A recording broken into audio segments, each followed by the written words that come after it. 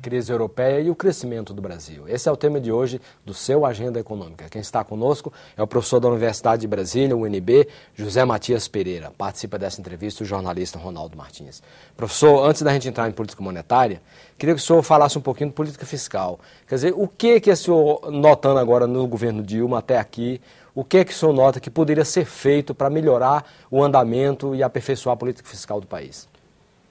Na verdade, o governo Dilma, ele acabou sendo prejudicado nesse aspecto, porque houve uma série de compromissos que foram feitos nos últimos anos do governo Lula, principalmente na área de questão de aumento de salários de servidores públicos, que foram projetados para a partir de 2011. Isso teve a ver com as eleições, não?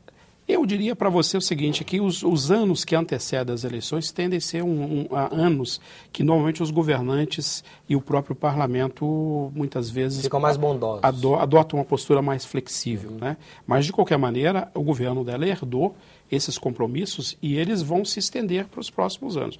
Esse é um dado. Então, no meu entendimento, eu imagino que a presidente Dilma, ela tem efetivamente que focar na questão dos cortes no orçamento, principalmente de despesas correntes, e eu entendo também que atentar muito para a questão de desvios, principalmente em contratação de obras de grandes portes, porque são áreas sensíveis e que precisam de receber efetivamente um acompanhamento maior. Isso aí, a questão da Copa, a realização da Copa e das Olimpíadas não atrapalha um pouco isso, esse ajuste?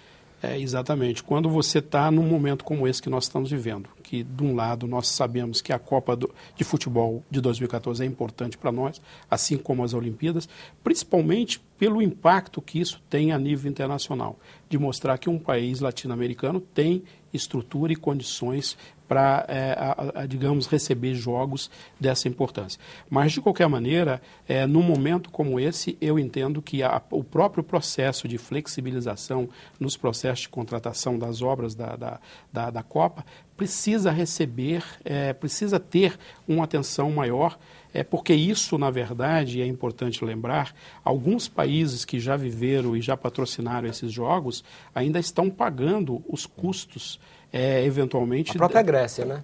Eu diria que a Grécia, a África do Sul e mesmo a Espanha, tá? São países que sediaram Olimpíadas, mas depois tem um preço a ser pago. Então, eu acho que controlar efetivamente o orçamento no sentido de reduzir despesa, assumir uma mão forte nesse sentido, não no sentido de paralisar a máquina pública, mas de priorizar o que deve ser priorizado e efetivamente dar atenção na questão das compras governamentais. Vou falar de política monetária agora, professor. Há estimativas do próprio governo que, para cada ponto percentual que se aumenta da taxa básica de juros, da Selic, a dívida pública aumenta em 10 bilhões de reais.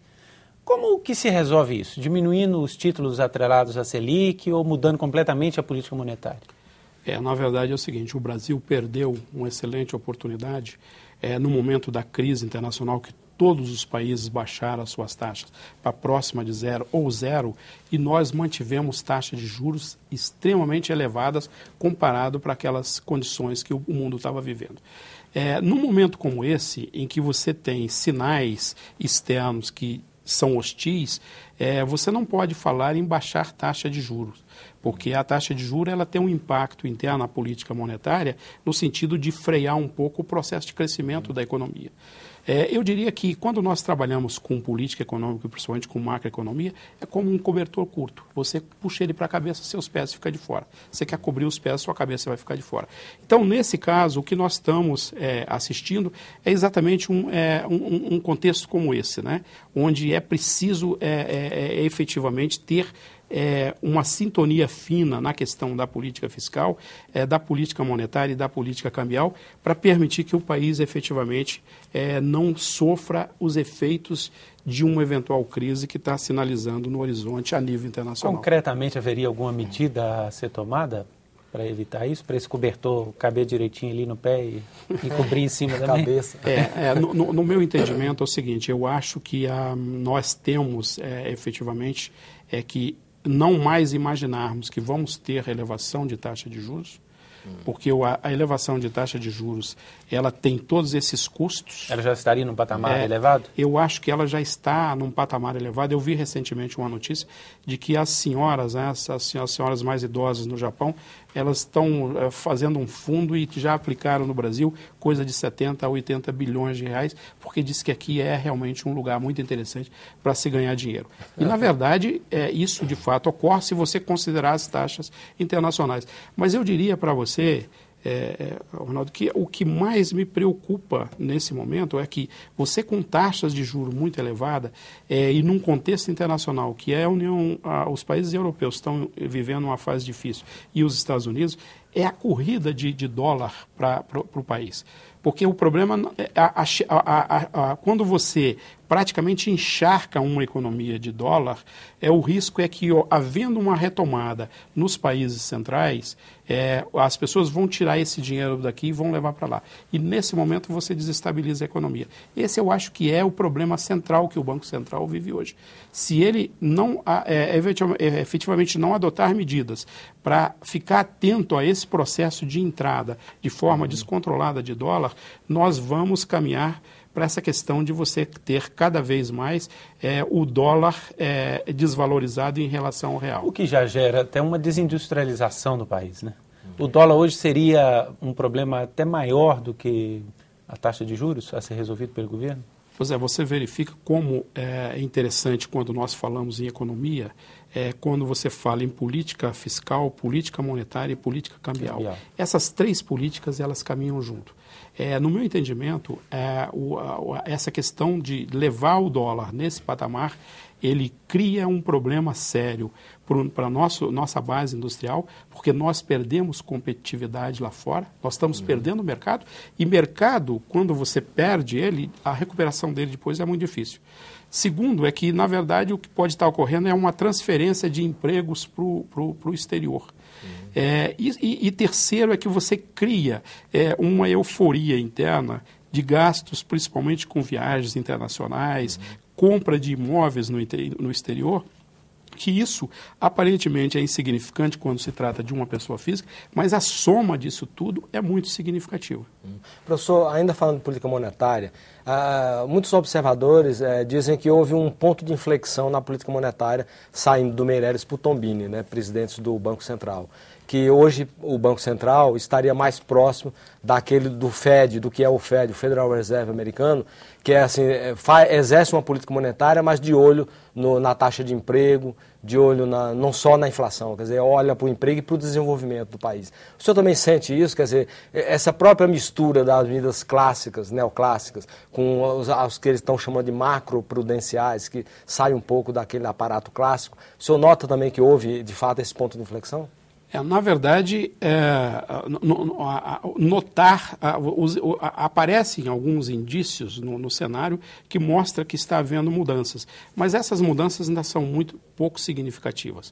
É importante lembrar que o período do Meirelles, e aqui eu não estou fazendo nenhuma crítica a ele, mas a política que se exercia naquele momento, é que a política monetária, ela praticamente era a política que interferia nas demais políticas. O Banco Central, praticamente, é que conduzia a política econômica do Brasil com esse viés de só olhar para o combate da inflação, o combate à inflação. É importante lembrar que o Banco Central tem esse papel, de guardião da moeda, mas que a inflação também é um problema da sociedade como um todo. A sociedade como um todo precisa também adotar mecanismo e ter mais cautela, cada um no seu espaço, para fazer com que as coisas não saiam de controle. Porque a inflação, ela até quando você chega nessa casa de abaixo de um dígito, 7%, 8%, aparentemente você tem ela sob controle. Mas depois que ela passa disso, é um problema preocupante, porque a nossa economia tem uma cultura que é uma cultura da indexação. Isso. Agora, eu vou dar alguns dados aqui, professor, para a gente falar de crescimento. Como é que é possível crescer tendo que segurar a inflação? Bom, o PIB de 2010 registrou um crescimento de 7,5%. Desse resultado, o valor adicionado cresceu 6,7% e os impostos 12,5%. A agropecuária cresceu 6,5%, a indústria 10,1%, os serviços 5,4%. O PIB do Brasil, segundo o IBGE, registrou a marca de R$ trilhões 750 bilhões de reais. E o PIB per capita, R$19.016. O que o senhor prevê? Não que eu queira que o senhor aqui jogue cartas para dizer para a gente os números, mas quais são as tendências para esse ano de 2011 e até para o ano de 2012, em relação ao crescimento do PIB e aos setores da economia? Quando nós olhamos os indicadores que são colocados à nossa disposição, fornecido principalmente pelo IBGE, e aí nós temos em economia uma matriz chamada insumo-produto, que os economistas conhecem, é uma matriz complicada, porque vem lá de Leontief, mas de qualquer maneira é o seguinte, esses indicadores mostram que o crescimento da economia o ano passado de 7,5%, o próprio impulso dela caminhando para 2011 já sinalizava que a nossa taxa de crescimento ela estaria mais ou menos nessa faixa de 3,5%, 4%. Então, os indicadores efetivamente mostram que nós vamos ter um crescimento de alguma coisa como 3,8%, 4% do PIB esse ano, que é uma taxa muito elevada. Digamos assim, é uma taxa elevada não para os padrões da América Latina. Nós temos países aqui na América Latina, como é o caso do Peru e outros, e a própria Argentina, que vão crescer 6%. Mas que vem de bases depreciadas baixas, de muitos anos. Né? Agora, nós efetivamente, com um crescimento desse de 4%, um crescimento de 4%, para os nossos padrões é um crescimento alto. E seria uma queda do crescimento suficiente para gerar esse equilíbrio do qual nós estamos falando aqui, esse equilíbrio da política monetária, política fiscal? Eu diria que provavelmente ainda não. Provavelmente o que vai ocorrer é que esse crescimento, até porque esse ano ele está perdendo o embalo, provavelmente o ano que vem, em 2012, nós provavelmente teremos um crescimento entre 3% e 3,5%. Tá? Quer dizer, o que é preciso é você ter o controle, né, de todos os setores da economia e perceber o seguinte, qual é o limite que esses setores têm. Porque não adianta também você ter crescimentos significativos em determinados anos e logo em seguida você ter queda, o que nós chamamos de voo da galinha. É um voo curto. As galinhas voam a uma distância muito curta. Então, quando se toma essas medidas, do ponto de vista de políticas econômicas, o que está se tentando buscar isso é um crescimento sustentável que permita que a economia cresça com o menor nível de trauma. Toda economia, o crescimento de qualquer economia, principalmente numa conjuntura como a nossa, mundial, ela é traumática, mas nós precisamos ter um crescimento que permita com que o país tenha uma previsão de que não vai haver queda muito abrupta da economia. Queda abrupta da economia é sempre uma coisa difícil, preocupante e dolorida, porque ela afeta o emprego e afeta a renda das pessoas. Então isso não é bom para ninguém. Professor, olhando mais de perto esse crescimento aí que é falado pelo Ronaldo, vamos notar o seguinte, o consumo das famílias nesse mesmo ano, 2010, cresceu 7% contra 3,3% do consumo da administração pública. E a formação bruta de capital fixo cresceu 21,8%, um recorde histórico. E é muito baixo, comparando com países em desenvolvimento. Então, como é que o senhor analisa essa lupa sobre esse crescimento, quer dizer, detalhando, decantando esse crescimento, como é que o senhor viu essas questões pontuais?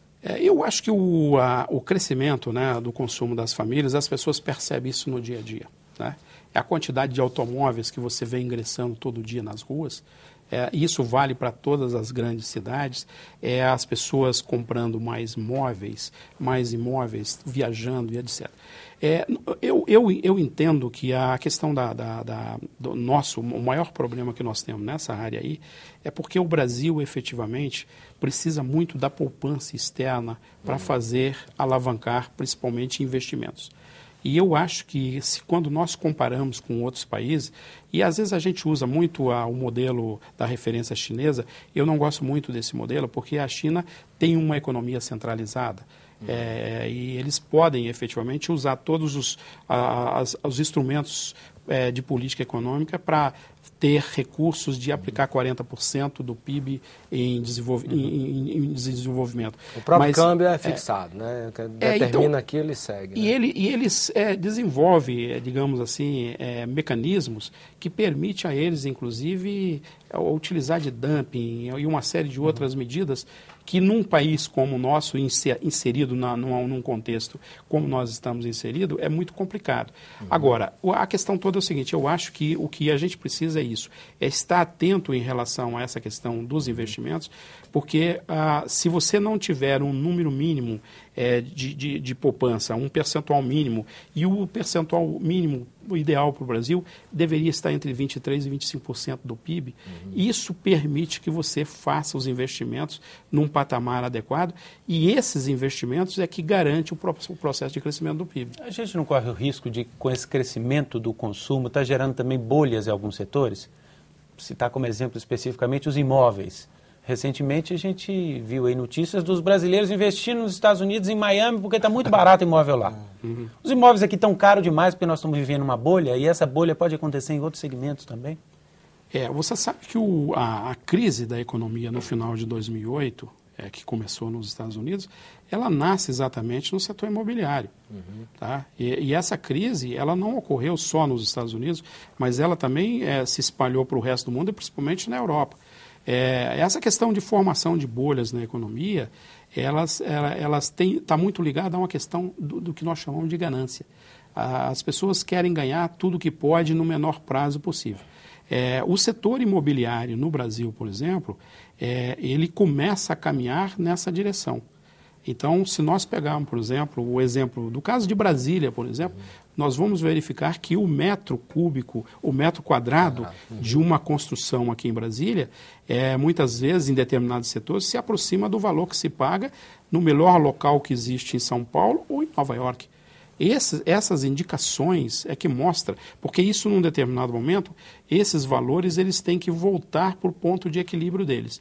Quando você tem uma crise, muitas vezes o valor não volta para o ponto de equilíbrio. Muitas vezes ele deprecia de uma tal forma que passa a valer 1/3 do valor.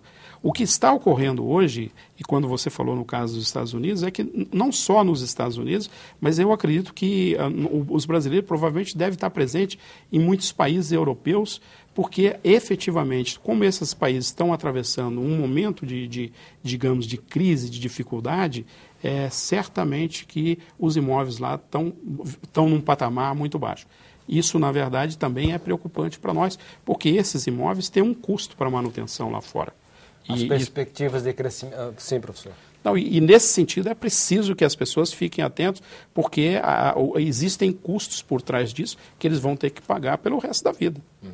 As perspectivas de crescimento no Brasil e a crise europeia e também as dificuldades encontradas pelos Estados Unidos na visão dos organismos internacionais. Aguarde.